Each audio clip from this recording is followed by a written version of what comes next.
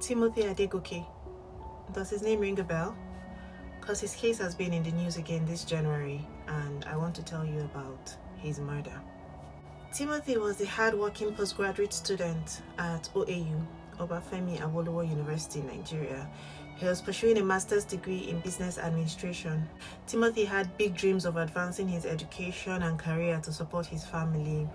He was a husband, a father of 3 beautiful children, and he was a man deeply loved by his family. He was known for his humility and his dedication. On the 5th of November 2021, Timothy traveled from Abuja to Ile-Ife to sit for an exam.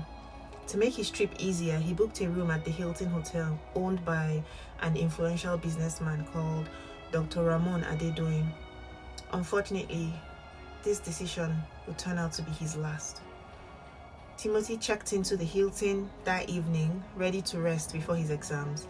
But when his family tried to reach him the next day, their calls went unanswered. His wife was frantic with worry. She reported him missing. Days later, unfortunately, Timothy's body was found buried in the bushes, not in the hotel.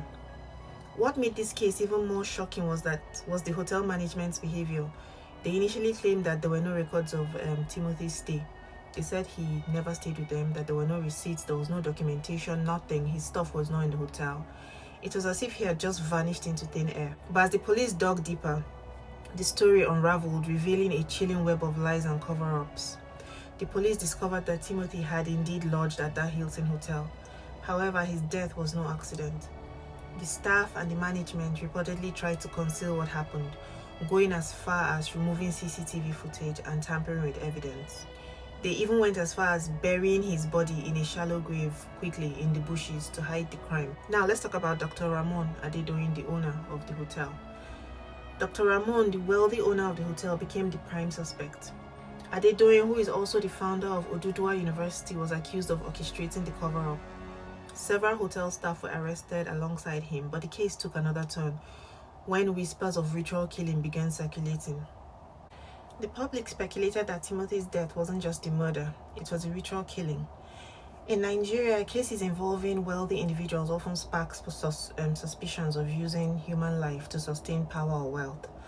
While there was no concrete evidence linking Adedoyin to rituals, the secrecy surrounding the case fueled these claims. Then came the involvement of Adedoyin's son, Rahman Adedoyin. Allegedly, Rahman played a role in covering up the crime. Reports suggested that he might have facilitated the removal of CCTV footage and helped in burying Timothy's body.